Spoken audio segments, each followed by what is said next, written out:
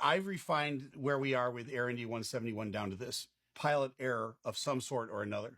So I think, it's a real stretch for anybody. And I've heard a bunch of pundits talking about, well, it could have been an electronic this or an electronic that.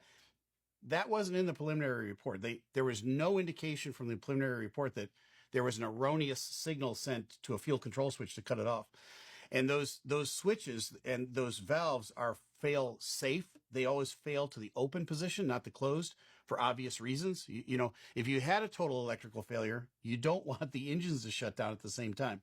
So they've designed them not to fail in those situations.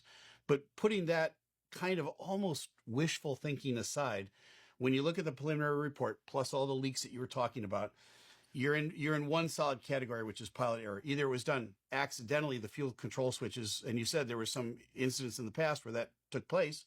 Okay, that opens the door to the possibility it could have happened here, or it was intentional. Either way, it was a pilot error. I can't get past the position of we just rotated off the ground where it's 200 feet and we take both fuel control switches to cut off. There's no good outcome that could come from that. It would only be variations of something worse was happening that forced us to do that. And there is no procedure, as you and I know, that would take those fuel control switches from run to cutoff and leave them there for 10 seconds. The only procedure I know of for a dual engine failure is those switches go from run, cutoff, and immediately back to run because you want to get the engines relit.